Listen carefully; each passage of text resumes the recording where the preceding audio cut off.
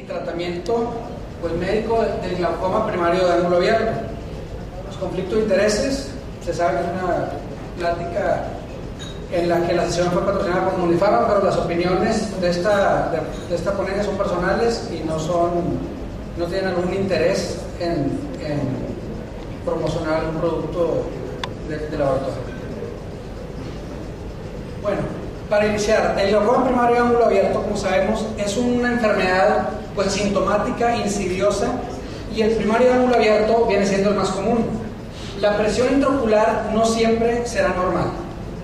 Los factores de riesgo que tenemos para desarrollarla, como sabemos, pues son la edad, la presión intraocular como nuestro principal factor modificable, la raza, el origen étnico, los antecedentes familiares, el síndrome de pseudoexfoliación, el espesor corneal central, la miopía y la presión de perfusión, que va a tomar un rol muy importante en la nutrición y aporte sanguíneo de la cabecera nervio óptica. ¿Cuáles son los desafíos diagnósticos que tenemos y lo que tenemos que tomar en cuenta? Pues sabemos que en las economías emergentes, incluso con tiempo y recursos limitados, una buena exploración física, una buena anamnesis, una buena exploración de nuestros pacientes siempre va a ser clave para el diagnóstico. Aunque estamos hablando de actualidades, esto va a ser algo que nunca va a pasar, ya que es el pilar para un buen diagnóstico. El daño al nervio óptico es característico y es algo que podemos observar en nuestro paciente en la misma exploración, independientemente de la presión intraocular que tenga el paciente.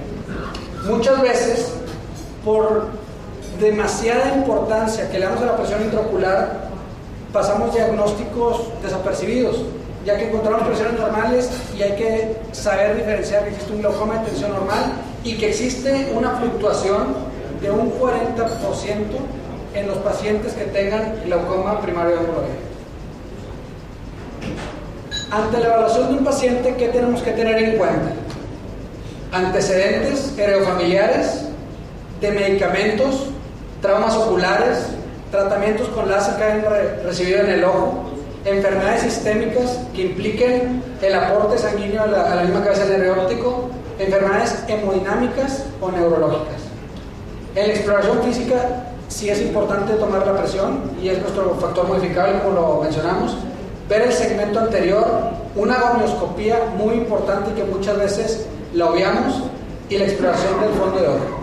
Y en cuanto a las pruebas diagnósticas, siempre tener en cuenta las pruebas estructurales, funcionales y el grosor central de la córnea. ¿Qué tenemos que ver en la fluctuación de la presión? Pues la presión, siempre es importante tener una presión basal para de ahí tener en cuenta qué es lo que buscamos en nuestro paciente, a dónde lo queremos llevar, a qué piometa, qué presión objetivo es lo que buscamos en cada uno de nuestros pacientes. Pero en términos generales, siempre deberíamos de tener a nuestro paciente con presiones debajo de los 14 milímetros de mercurio. ¿Por qué? Porque la presión de perfusión que vamos a tener en nuestro nervio óptico es de 14 milímetros de mercurio. Y siempre tenemos que buscar algún tratamiento que nos baje la presión un 30%.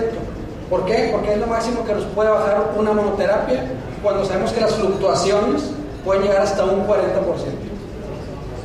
Pues la fluctuación puede desempeñar un papel en la progresión de la enfermedad si no estamos teniendo diferentes tomas en diferentes horarios de nuestros pacientes. Es muy difícil hacer una curva horaria, sobre todo cuando estamos en un medio particular. Puede ser más fácil en un medio institucional. Sin embargo, no se pueden adaptar muchas veces los pacientes a estas tomas, por lo que se recomienda tener nuestro porcentaje de variabilidad. Si podemos dar una cita al paciente en la mañana, a mediodía y en la tarde, diferentes días, para tener un rango de lo que puede estar cambiando nuestra presión. En la gonioscopía, ¿qué es importante ver en nuestra gonioscopía? Un flujograma de tener. Vemos el espolón escleral. Si es visible en 360 grados, tenemos un ángulo abierto. Si tenemos una visibilidad menor a 180 grados, hay que hacer una gonioscopía de indentación. ¿Hay algunas sinequias? Sí, si encontramos sinequias, que bueno, es un cierre angular primario por sinequias. Si no encontramos sinequias, pero hay una elevación de la presión. ¿Hay elevación? Sí, hay un cierre angular primario aposicional. Si no hay, pues un cierre angular primario. En la cabeza del nervio óptico, en fondo de ojo, ¿qué tenemos que observar? El tamaño del disco. ¿Por qué? Porque te lo voy a comentar en los estudios estructurales cuál va a ser la importancia que va a tener este rubro. La forma del disco, si es ovalado, inclinación del disco, la atrofia alfa o beta, atrofia peripapilar que puedan tener, la relación entre copa-disco, y es muy importante vertical, porque si recordamos, nuestro daño glaucomatoso siempre va a ser en forma vertical. La forma de la copa, la profundidad de la misma, el anillo neuroretiniano, recordando la regla ISNT, los defectos de las capas de fibras nerviosas, signo de Hoyt que ahorita podemos ver, y hemorragias en el disco que nos van a hablar de una progresión de dicha enfermedad. No sé si se ven bien las imágenes, pero una neuropatía óptica glaucomatosa moderada, podemos ver un aumento de la excavación, una emergencia de los vasos más periférica a lo normal, una muesca inferior, que esto es un signo pues patoneumónico de glaucoma, hemorragias en disco que nos van a hablar de la progresión que hay en nuestra enfermedad, y una neuropatía óptica glaucomatosa avanzada, pues creo que es un diagnóstico que ya no se le puede pasar a nadie. En cuanto a los estudios, tenemos que dividirnos en estudios funcionales y estudios estructurales. Los estudios funcionales, ¿cuáles vienen siendo? Bueno, pues los campos visuales, que es la perimetría automatizada estándar dentro de las otras que existen. ¿En qué nos va a servir esta prueba? Bueno, teniendo a nuestro paciente con una visión central, ver cuál es el grado de visión periférica que puede tener nuestro paciente, y con esto ir detectando funcionalmente la reducción del campo visual que va a tener nuestro paciente, el estado de la función del nervio óptico, y con los estudios podemos ver si realmente hay una progresión o no. Es importante saber que nuestros campos visuales nos van a ayudar en mucho mayor manera en glaucomas de moderados a avanzados, ya que para un diagnóstico de un glaucoma temprano, pues con un estudio estructural lo vamos a detectar de mejor manera. Y las pruebas del campo visual deben realizarse cuando se sospecha un glaucoma, no hacerlos de forma aleatoria por pedirle estudios a nuestro paciente. Las características de los defectos glaucomatosos del campo visual, ¿qué vamos a encontrar? Que normalmente van a seguir un patrón de las capas de las fibras nerviosas retinianas, rara vez cruzan la línea media horizontal y se extienden, rara vez cruzan la línea media horizontal, pero rara vez se extienden a través de la línea media. Cuando es un defecto muy localizado en un cuadrante o respeta exactamente la línea media, podemos hablar de un problema neurológico.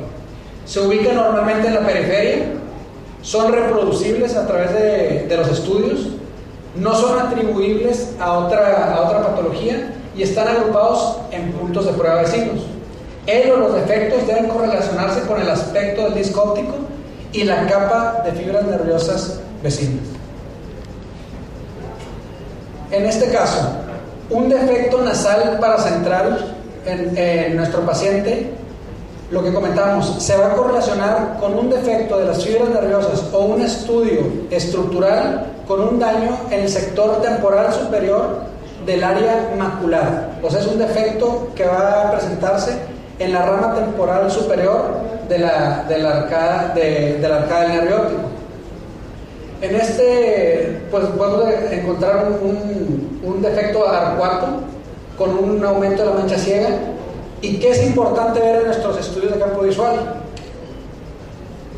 El índice de campo visual y nuestra desviación media. Claro, teniendo en cuenta los índices de falsos positivos, falsos negativos, que no deben de exceder un 30% para saber que nuestro estudio es factible. Pero en cuanto a estos estudios, estos parámetros que tenemos que observar muy bien, en el índice de campo visual muchas veces no tenemos ese porcentaje. ¿Qué quiere decir? Bueno, un paciente que su índice de campo visual se encuentre de 90 a 100%, podemos contar que es un glaucoma leve si lo correlacionamos con defectos estructurales. Si no hay correlación con defectos estructurales, decimos que es un paciente que está sano. Un campo visual de 90 a 60 en su porcentaje, es un glaucoma moderado. De 60 a 30 es un glaucoma avanzado y de 30 a 0, el porcentaje, es un glaucoma severo.